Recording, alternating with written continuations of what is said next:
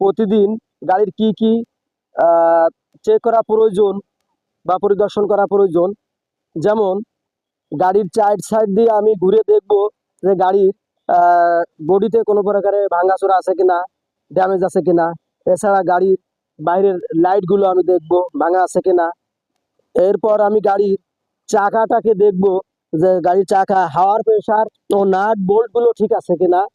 এরপর গাড়ির কোনো প্রকারের খোলা কাটা ছেঁড়া চাকা আছে কিনা আমি দেখব। এরপর গাড়ির আমি নিচে দেখব যে গাড়ির নিচে অনেক সময় সাপ, বিড়াল, ইঁদুর, বানর অনেক কিছু শুয়ে থাকে বা কোনো দাহ্য পদার্থ থাকতে পারে, এটা আমি চেক করব। এরপর আমার গাড়ির বনেট তুলে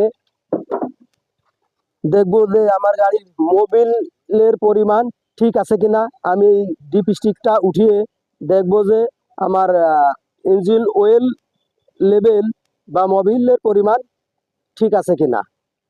এরপর আমি আমার গাড়ির রেডিয়েটরের পানি চেক করব, রেডিয়েটর কুলান্ট বা রিজার্ভ ট্যাঙ্কির পানি চেক করব। এরপর ওয়াশার ফ্লুইড চেক করব ঠিক আছে কিনা, হর্ন ঠিক আছে কিনা, আমার ব্রেক অয়েলের পরিমাণ ঠিক আছে কিনা আমি চেক করে নিব। এরপরে আমি ব্যাটারিটা চেক করব যে ব্যাটারিতে যদি গ্রিন থাকে তাহলে বুঝবো আমার ব্যাটারিটা ওকে আছে, ইয়েলো থাকলে বুঝবো যে ব্যাটারিটা কিছুটা দুর্বল হয়ে গেছে, এবং রেড থাকলে বুঝবো যে ব্যাটারিটা একদম দুর্বল হয়ে গেছে। এই ব্যাটারিটাকে জেল ব্যাটারি বলা হয়। এরপর আমি আমার গাড়ির ভিতরে যে আমার ফুয়েলটা কি পরিমাণে আছে ওটা আমি দেখব। আমি ইঞ্জিনটা স্টার্ট করলাম, স্টার্ট করার পরে আমার ফুয়েলের পরিমাণটা আমি চেক করে নিলাম। এছাড়া আমি আমার